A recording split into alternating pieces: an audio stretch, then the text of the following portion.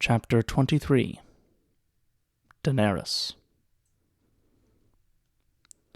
"The Dothraki see," Ser Jorah Mormont said as he reined to a halt beside her on the top of the ridge. Beneath them, the plain stretched out immense and empty, a vast, flat expanse that reached to the distant horizon and beyond. It was a sea, Dany thought.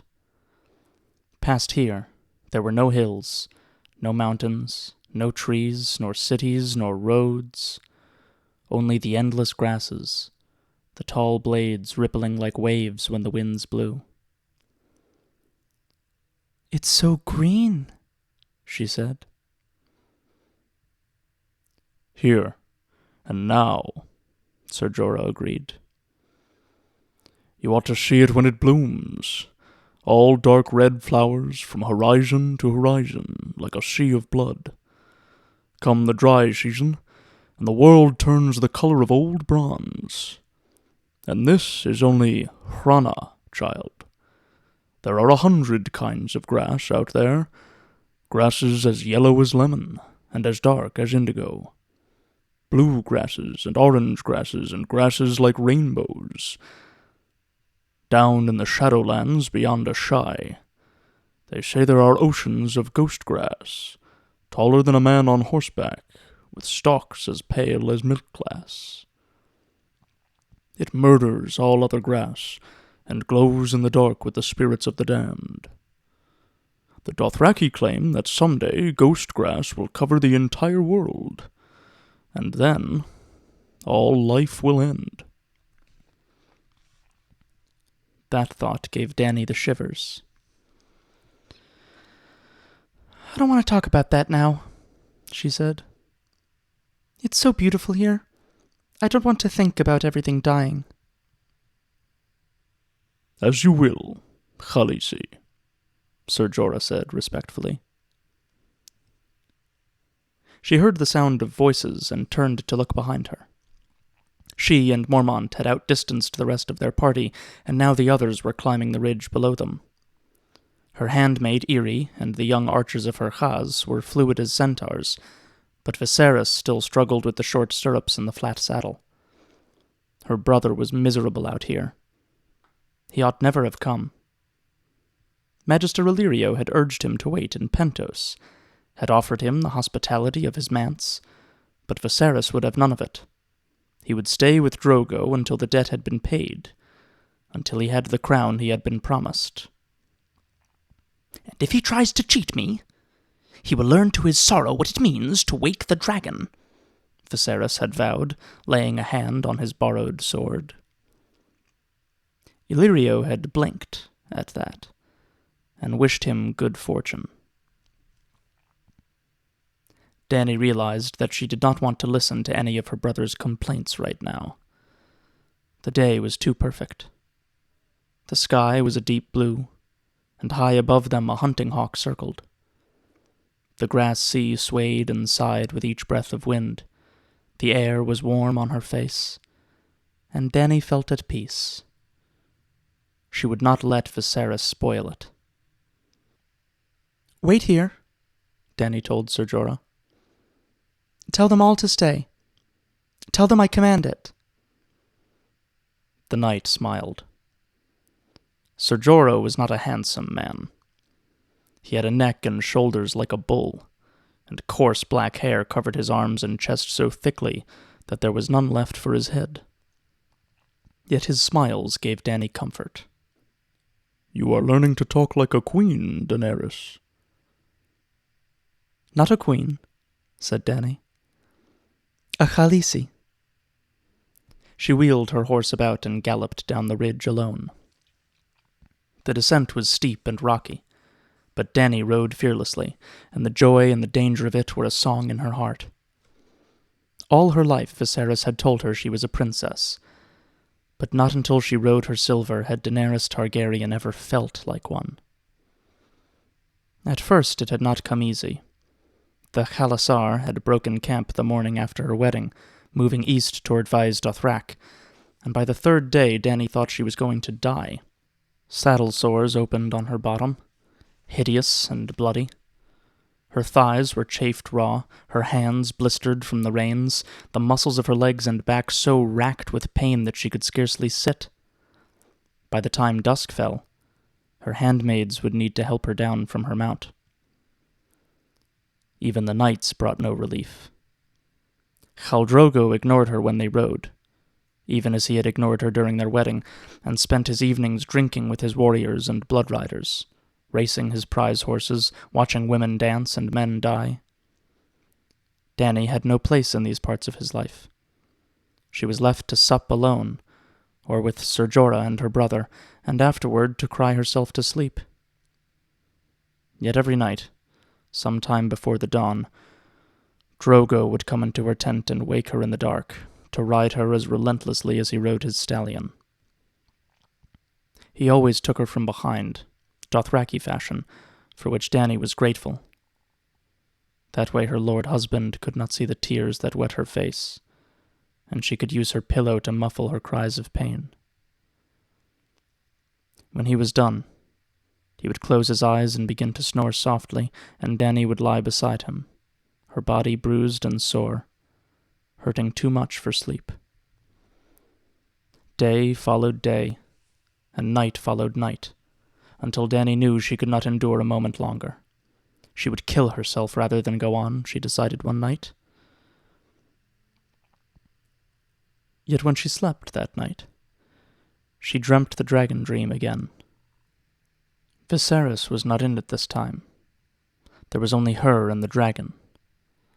Its scales were black as night, wet and slick with blood. Her blood, Dany sensed. Its eyes were pools of molten magma, and when it opened its mouth, the flame came roaring out in a hot jet. She could hear it singing to her. She opened her arms to the fire, embraced it, let it swallow her whole, let it cleanse her and temper her and scour her clean. She could feel her flesh sear and blacken and slough away, could feel her blood boil and turn to steam. And yet, there was no pain. She felt strong and new and fierce. And the next day, strangely, she did not seem to hurt quite so much. It was as if the gods had heard her and taken pity. Even her handmaids noticed the change. "Khaleesi," Chiqui said. "What is wrong? Are you sick?" "I was," she answered, standing over the dragon's eggs that Illyrio had given her when she wed. She touched one, the largest of the three, running her hand lightly over the shell. Black and scarlet, she thought. Like the dragon in my dream. The stone felt strangely warm beneath her fingers. Or was she still dreaming? She pulled her hand back nervously. From that day onward, each day was easier than the one before it. Her legs grew stronger, her blisters burst and her hands grew calloused, her soft thighs toughened, supple as leather. The Khal had commanded the handmaid Irri to teach Dany to ride in the Dothraki fashion, but it was the filly who was her real teacher. The horse seemed to know her moods, as if they shared a single mind. With every passing day, Dany felt surer in her seat. The Dothraki were a hard and unsentimental people, and it was not their custom to name their animals, so Dany thought of her only as the Silver. She had never loved anything so much. As the riding became less an ordeal, Dany began to notice the beauties of the land around her. She rode at the head of the Khalasar with Drogo and his blood riders, so she came to each country fresh and unspoiled.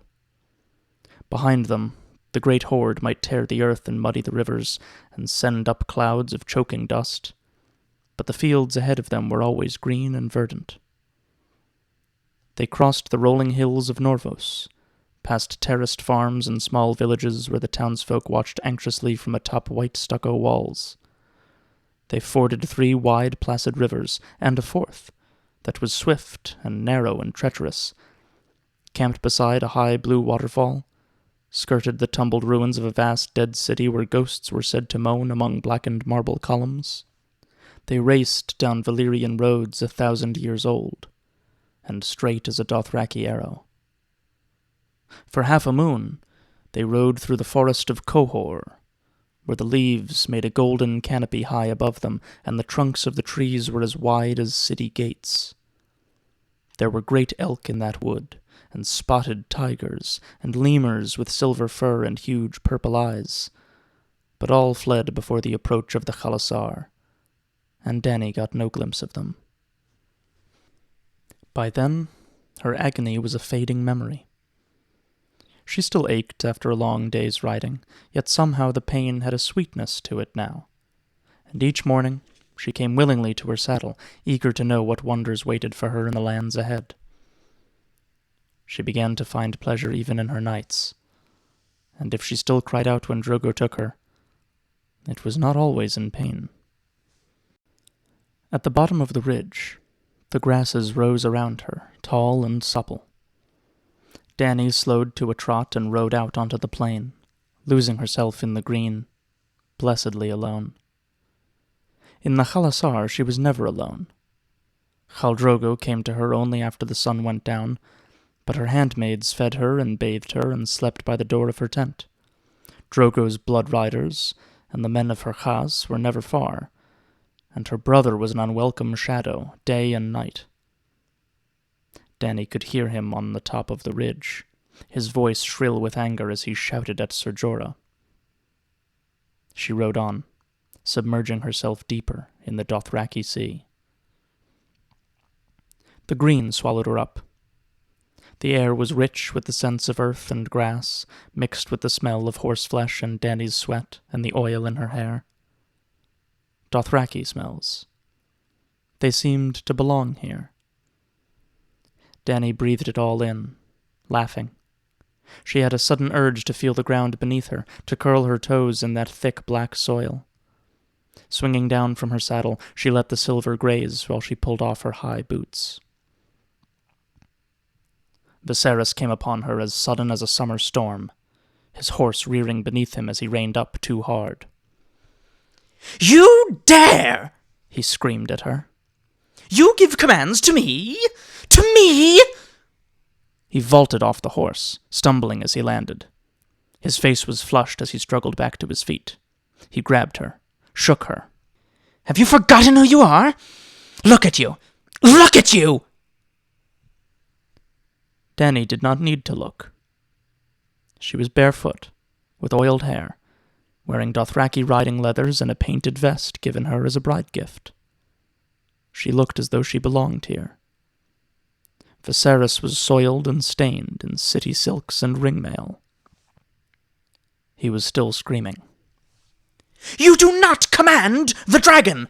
Do you understand? I am the Lord of the Seven Kingdoms. I will not hear orders from some horse lord slut. Do you hear me?"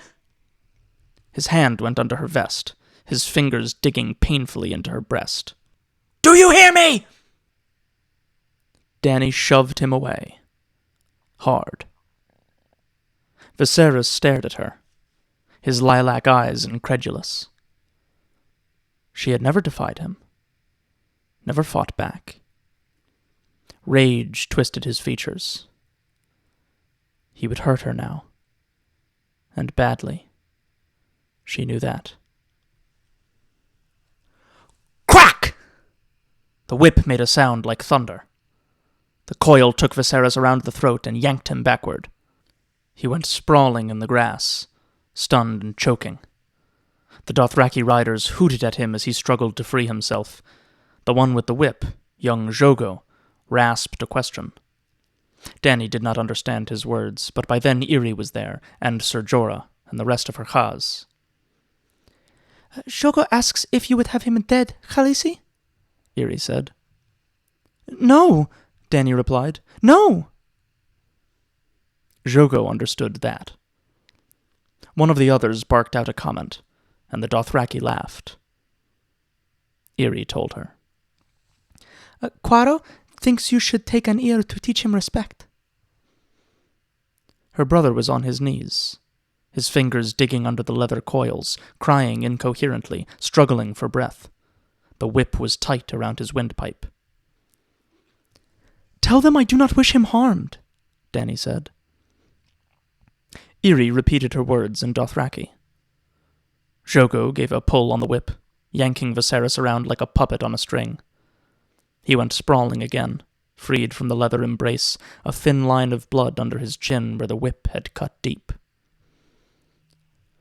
"I warned him that would happen, my lady," Ser Jorah Mormont said.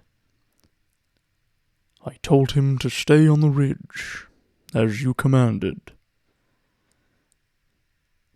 "I know you did," Dany replied, watching Viserys. He lay on the ground, sucking in air noisily, red-faced and sobbing. He was a pitiful thing. He had always been a pitiful thing. Why had she never seen that before? There was a hollow place inside her, where her fear had been. "Take his horse," Dany commanded Ser Jorah. Viserys gaped at her. He could not believe what he was hearing, nor could Dany quite believe what she was saying.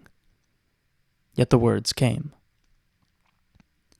"Let my brother walk behind us back to the Khalasar."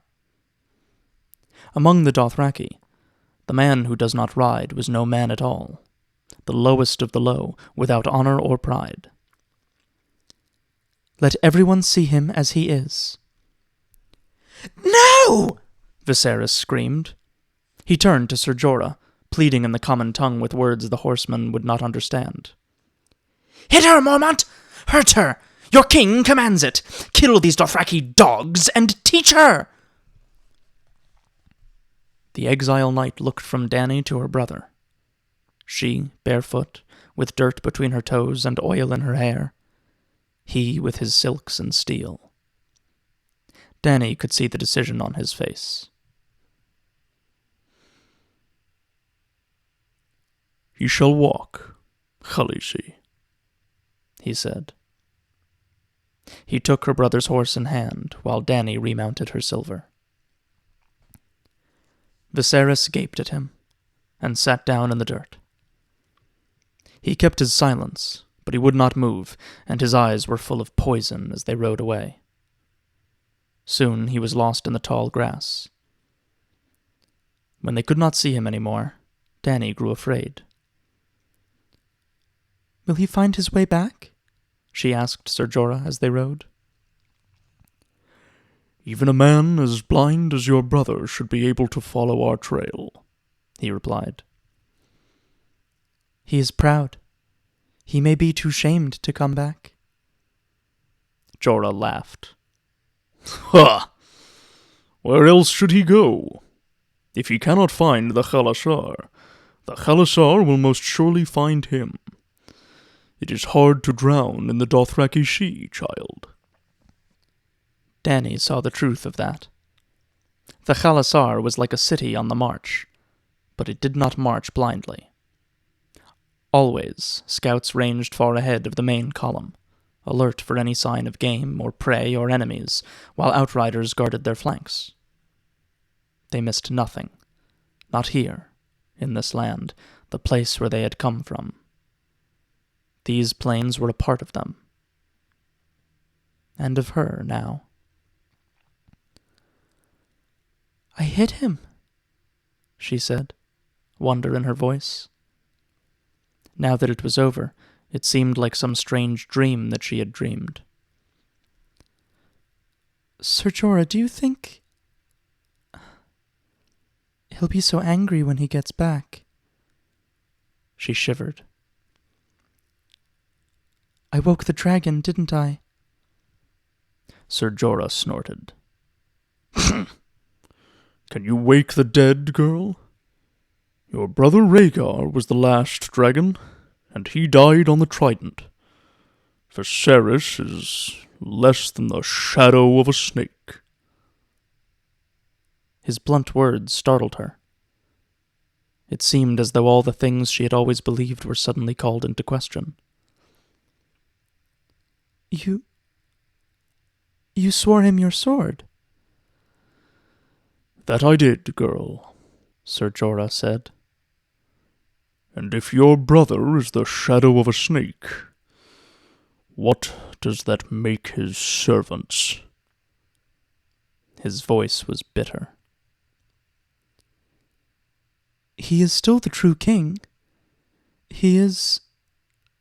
Jorah pulled up his horse and looked at her. Truth now. Would you want to see Viserys sit a throne? Dany thought about that. He would not be a very good king, would he? There have been worse, but not many. The knight gave his heels to his mount and started off again. Dany rode close beside him. Still, she said, the common people are waiting for him. Magister Illyrio says they are sewing dragon banners and praying for Viserys to return from across the narrow sea to free them. The common people pray for rain, healthy children, and a summer that never ends, Ser Jorah told her. It is no matter to them if the High Lords play their Game of Thrones, so long as they are left in peace. He gave a shrug. They never are. Dany rode along quietly for a time, working his words like a puzzle box. It went against everything that Viserys had ever told her to think that the people could care so little whether a true king or a usurper reigned over them. Yet the more she thought on Jorah's words, the more they rang of truth.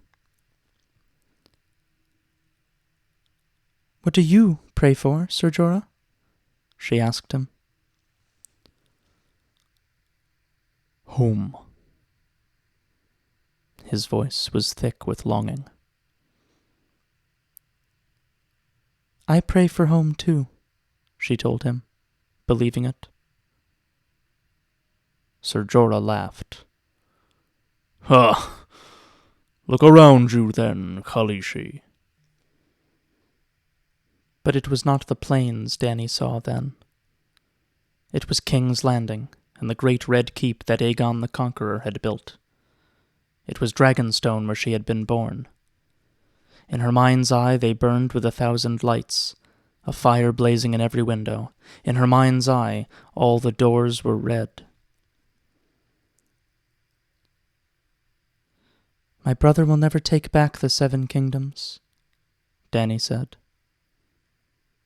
She had known that for a long time, she realized. She had known it all her life. Only she had never let herself say the words, even in a whisper. But now she said them for Jorah Mormont and all the world to hear. Ser Jorah gave her a measuring look. You think not? He could not lead an army even if my lord husband gave him one, Dany said. He has no coin, and the only knight who follows him reviles him as less than a snake. The Dothraki make mock of his weakness. He will never take us home. Wise child, the knight smiled. I am no child, she told him fiercely.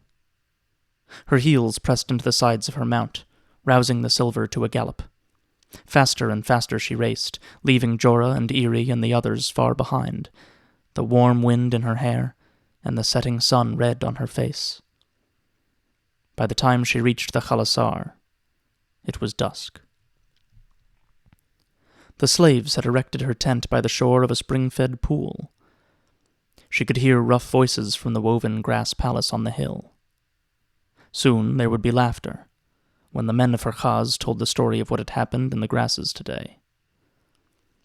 By the time Viserys came limping back among them, every man, woman, and child in the camp would know him for a walker. There were no secrets in the Khalasar. Dany gave the silver over to the slaves for grooming and entered her tent. It was cool and dim beneath the silk. As she let the door flap close behind her, Dany saw a finger of dusty red light reach out to touch her dragon's eggs across the tent. For an instant, 1,000 droplets of scarlet flame swam before her eyes. She blinked, and they were gone. Stone, she told herself. They are only stone. Even Illyrio said so. The dragons are all dead. She put her palm against the black egg. Fingers spread gently across the curve of the shell. The stone was warm. Almost hot. The sun, Dany whispered. The sun warmed them as they rode. She commanded her handmaids to prepare her a bath. Doria built a fire outside the tent, while Iri and Jiqui fetched the big copper tub, another bride gift, from the pack horses and carried water from the pool. When the bath was steaming, Iri helped her into it and climbed in after her. Have you ever seen a dragon? She asked as Iri scrubbed her back and Jiqui sluiced sand from her hair. She had heard that the first dragons had come from the east, from the Shadowlands beyond Ashai and the islands of the Jade Sea. Perhaps some were still living there, in realms strange and wild. Dragons are gone, Khaleesi, Iri said. Dead, agreed Jiqui. Long and long ago. Viserys had told her that the last Targaryen dragons had died no more than 1.5 centuries ago, during the reign of Aegon III, who was called the Dragonbane. That did not seem so long ago to Dany. Everywhere? She said, disappointed. Even in the east? Magic had died in the west when the doom fell on Valyria and the lands of the long summer, and neither spell-forged steel nor storm singers nor dragons could hold it back. But Dany had always heard that the east was different.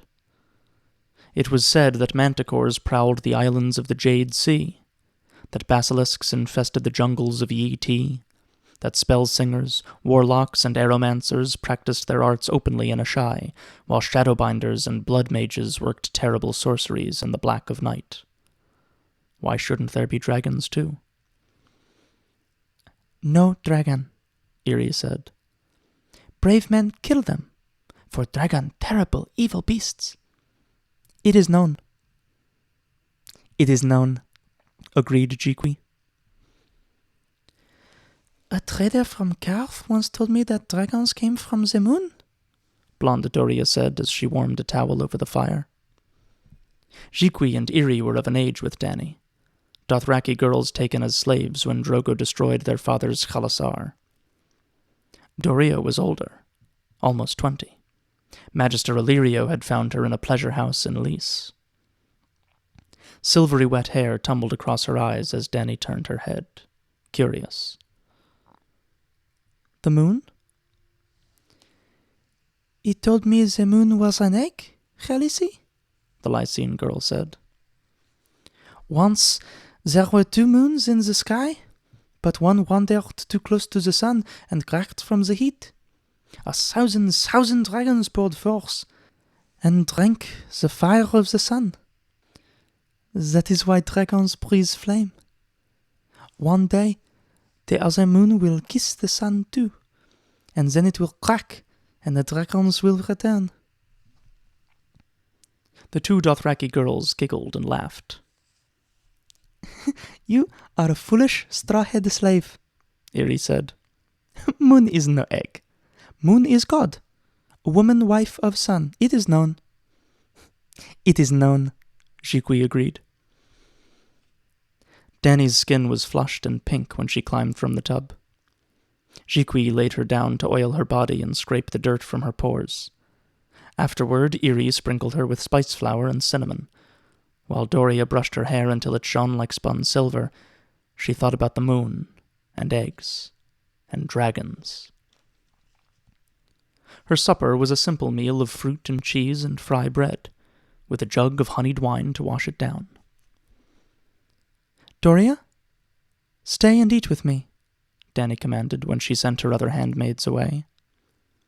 The Lysine girl had hair the color of honey, and eyes like the summer sky. She lowered those eyes when they were alone. "You honor me, Khaleesi," she said. But it was no honor, only service. Long after the moon had risen, they sat together talking. That night, when Khal Drogo came, Dany was waiting for him. He stood in the door of her tent and looked at her with surprise. She rose slowly and opened her sleeping silks and let them fall to the ground. "This night we must go outside, my lord," she told him, for the Dothraki believed that all things of importance in a man's life must be done beneath the open sky. Khal Drogo followed her out into the moonlight, the bells in his hair tinkling softly. A few yards from her tent was a bed of soft grass, and it was there that Dany drew him down. When he tried to turn her over, she put a hand on his chest. "No," she said. "This night I would look on your face." There is no privacy in the heart of the Khalasar. Dany felt the eyes on her as she undressed him, heard the soft voices as she did the things that Doria had told her to do. It was nothing to her. Was she not Khaleesi? His were the only eyes that mattered, and when she mounted him, she saw something there that she had never seen before. She rode him as fiercely as ever she had ridden her silver, and when the moment of his pleasure came, Khal Drogo called out her name. They were on the far side of the Dothraki Sea when Jiqui brushed the soft swell of Dany's stomach with her fingers and said, "Khaleesi, you are with child?" "I know," Dany told her.